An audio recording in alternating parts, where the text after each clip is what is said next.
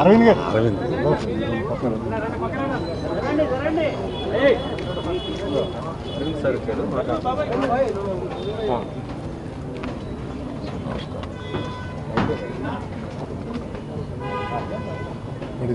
మా కుటుంబానికి వారికి మద్రాసు నుంచి కూడా బాగా సన్నిహితం. మేము సుమారుగా 35-40 సంవత్సరాలు వినపడుతున్నామా 35-40 సంవత్సరాల నుంచి మేము కుటుంబాలు కలిసి ఉండేవాళ్ళం. మా నాన్నగారికి ప్రత్యేకంగా కోటా శ్రీనివాసరావు గారు అంటే చాలా ఇష్టం. వాళ్ళిద్దరూ కలిపి చాలా సినిమాలు నటించారు. నాకు కోటా శ్రీనివాసరావు గారితో ప్రొఫెషనల్ సాన్నిహిత్యం ఎప్పటి నుంచి అంటే రౌడీ అల్లుడులో చాలా మంచి పాత్ర చేశారు.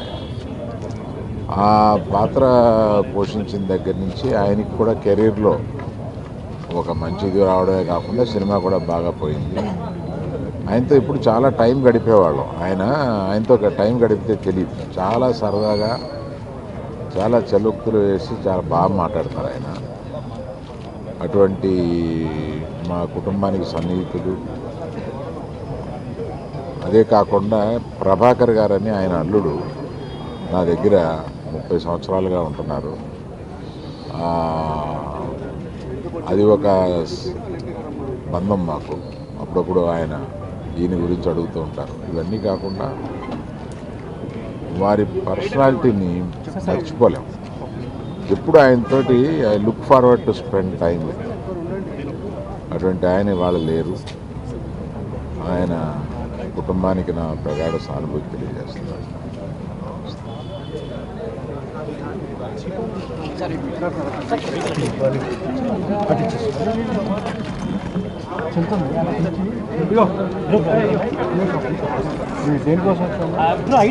ఇంకోటి ఉంది కదా ఒక పాట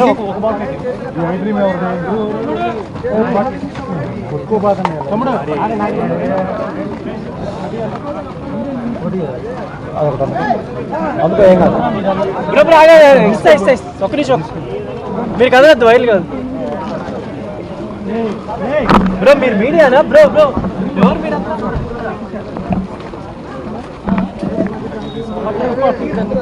నటించినటువంటి విలక్షణమైన పాత్రల్లో నటనతో అలరించారని కూడా ఆయనని గుర్తు చేసుకున్నారు. కోటా శ్రీనివాసరావు మృతి సినీ లోకానికి తీరని లోటని తెలిపారు. ఆయన చేసిన పాత్రలు సమాజంలో మార్పు తెచ్చేలా ఉండేవని కూడా ఆయన పేర్కొన్నారు. కోటా శ్రీనివాసరావు గారి మృతి పట్ల మంత్రి పొన్నం ప్రభాకర్ తీవ్ర సంతాపాన్ని వ్యక్తం చేస్తూ వారి కుటుంబ సభ్యులకు అభిమానులకు ప్రగాఢ సానుభూతి తెలియజేసిన పరిస్థితి కనిపిస్తుంది.